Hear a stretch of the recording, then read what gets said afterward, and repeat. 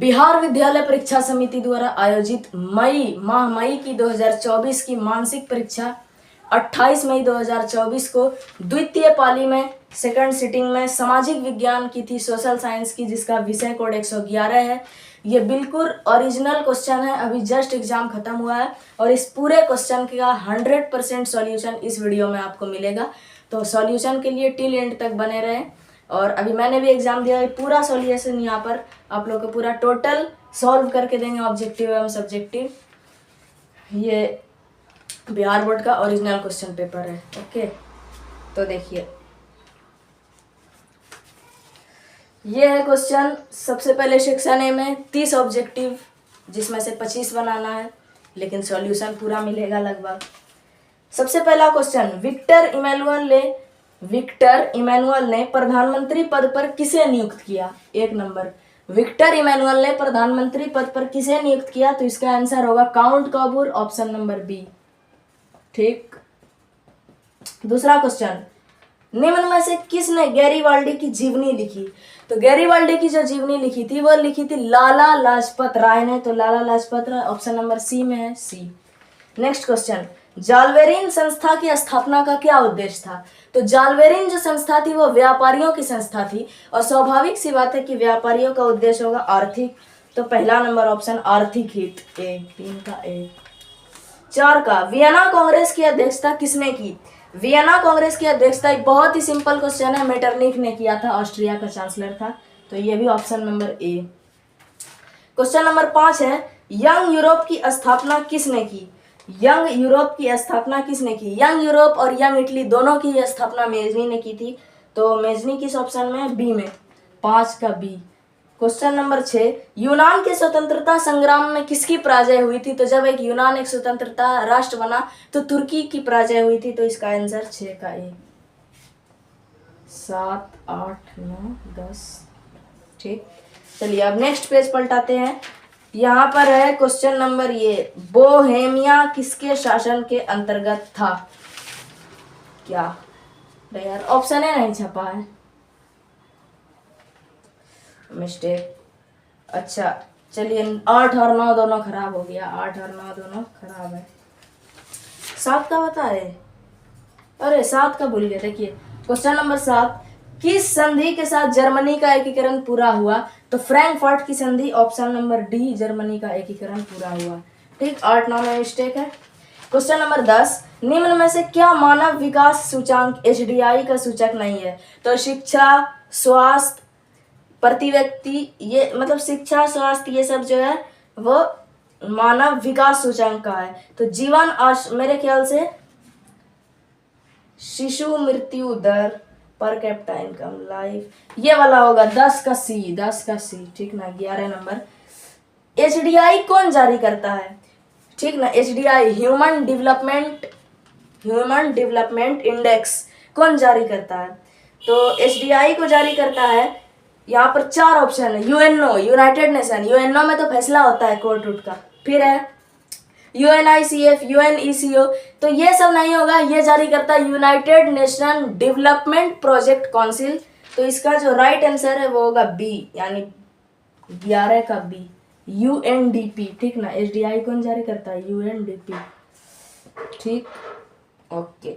चलिए, 11वीं पंचवर्षीय योजना की अवधि बहुत आसान, 2007 से 12 का डी। क्वेश्चन नंबर 13, कीमत तंत्र के आधार पर किस अर्थव्यवस्था में? तो समाजवादी, पूंजीवादी में नहीं, कीमत जिसको लाभ ज्यादा कमाना होता है पूंजीवादी में, 13 का होगा बी, पूंजीवादी। ठीक, 14, भारत के सकल घरेलू उत्पाद में किसका योगदान है? तो सबसे ज्यादा लोग नौकरी कृषि करते हैं, बट सबसे ज्यादा जो इनकम आता है वो होता है सेवा क्षेत्र से, तो सी नंबर ऑप्शन। अच्छा, निर्माण कार्य किस क्षेत्र का हिस्सा है? 15 का हो जाएगा बी। निम्न में से बिहार के आर्थिक पिछड़ेपन का कारण नहीं है?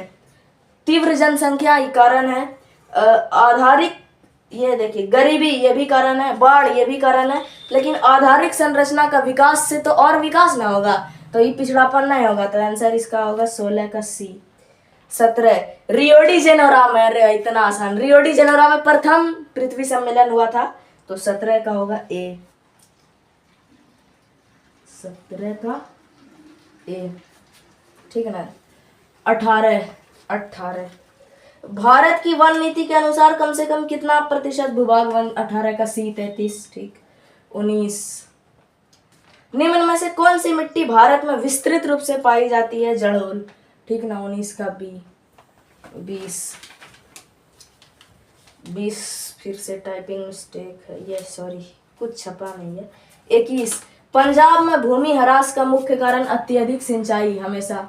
21 का सी। 22 विकास की जिस प्रक्रिया से समाज के सभी वर्गों का जीवन ऊंचा हो जाए वो कहलाता है आर्थिक विकास।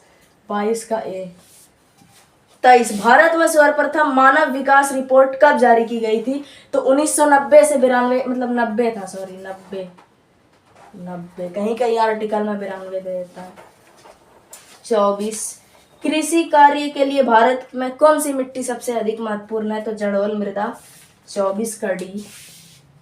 तो 90 नहीं, 90 तो ये था ना, ऑप्शन नंबर ए, ठीक। Question number 25 king Martin Luther ने किसका विरोध किया था, रंग भेद की नीति का, तो इसका होगा सी, 25 का सी।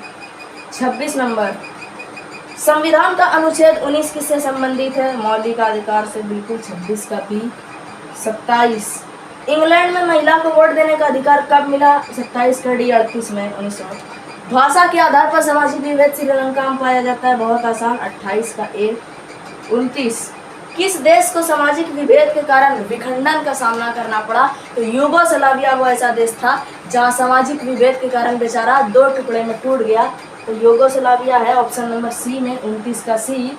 और लास्ट ऑब्जेक्टिव 30 नंबर प्रोटेस्टेंट और कैथोलिक समूह, हाँ, ये संघर्ष हुआ था आयरलैंड में, जो कि चाहता था एक समूह चाहता था ब्रिटेन में मिलना और एक चाहता था कि गणतंत्र आयरलैंड में मिलना, तो ये हुआ था आयरलैंड में। 30 का ए।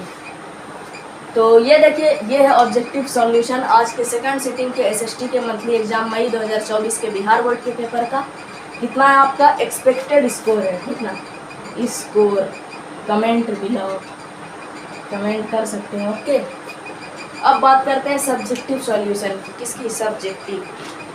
पहला क्वेश्चन क्या पूछा इतिहास में, मेटरनिक व्यवस्था का मुख्य उद्देश्य क्या था, या जुलाई 1800 क्रांति का क्या प्रभाव पड़ा। तो जुलाई 1830 की क्रांति क्यों हुई थी, वहां पर जो राजा था, निरंकुश राजा, उसने एक अध्यादेश पारित करके प्रेस की स्वतंत्रता पर रोक लगा दी थी, जिसलिए इतनी बड़ी क्रांति हो गई थी। तो इस कारण से ये वाला का ये आप लिख दिएगा, प्रभावित में फिर सत्ता पलटी हो गया था। अब मेटरनिक व्यवस्था का मुख्य उद्देश्य क्या था, तो मेटरनिक व्यवस्था पहले यूरोप में पुरातन राजतंत्र व्यवस्था थी, पूरा कोई मतलब राष्ट्रवाद ने। जब से नेपोलियन आया, पूरे यूरोप में राष्ट्रीयता की भावना को जागरूक कर दिया, जिस कारण से पुरातन व्यवस्था अस्त व्यस्त कर दिया नेपोलियन के विजय ने। और इस जिसे अस्त व्यस्त किया, किसको, पुरातन व्यवस्था को, उसको वापस पुरातन व्यवस्था को लाने के लिए जो मीटिंग बुलाई गई वियना में, तब से जो मेटरनिक व्यवस्था हुआ, तो यही उसका उद्देश्य था कि पुनः पुरातन व्यवस्था की स्थापना करना। चलिए अगला, पॉलिटिक्स में भारत की विधायिकाओं में महिला की प्रतिनिधित्व स्थिति 59 है, संख्या 11% से भी, है ना, 11% से भी कम महिला है। ये सब पूरा अच्छे से बयान कर देना है। तो सामाजिक विभेद से क्या अभिप्राय है, जब किसी समाज में धर्म जाति भाषा के आधार पर विभेद हो, तो ये कहलाता है सामाजिक विभेद।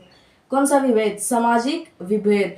और जब ये सामाजिक विभेद, सामाजिक विभाजन कब बनता है, जब ये यहाँ रंग भेद होने लगे, रंग गोरा काला, ठीक ना, और धन मतलब अमीर गरीब, इस टाइप का विभेद होने लगे, तब क्या होता है, सामाजिक विभाजन हो जाता है।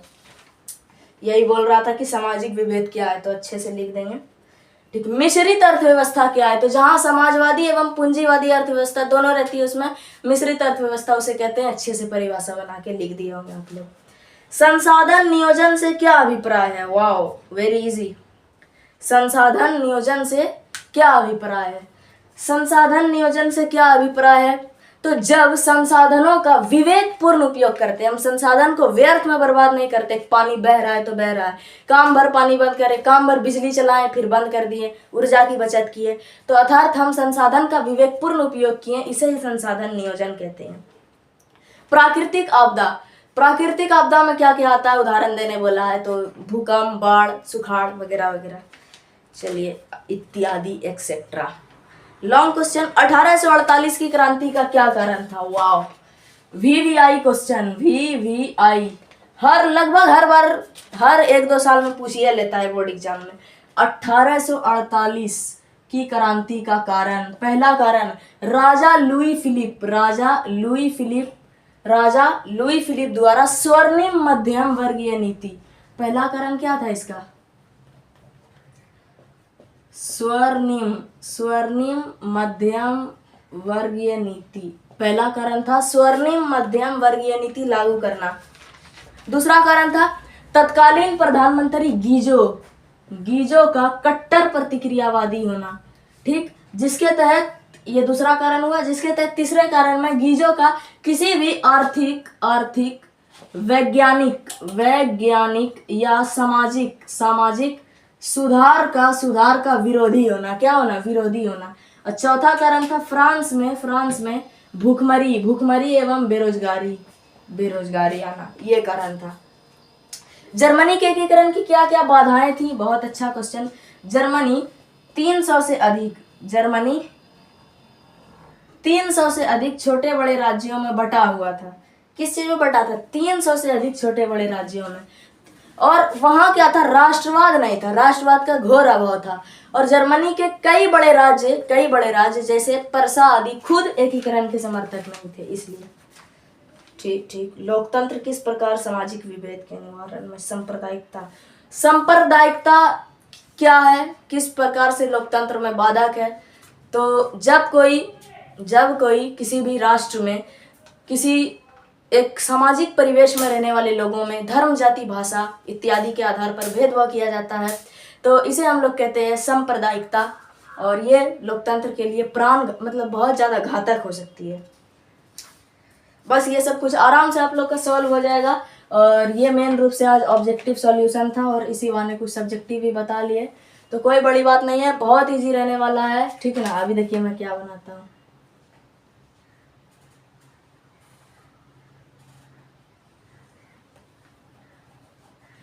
वेट,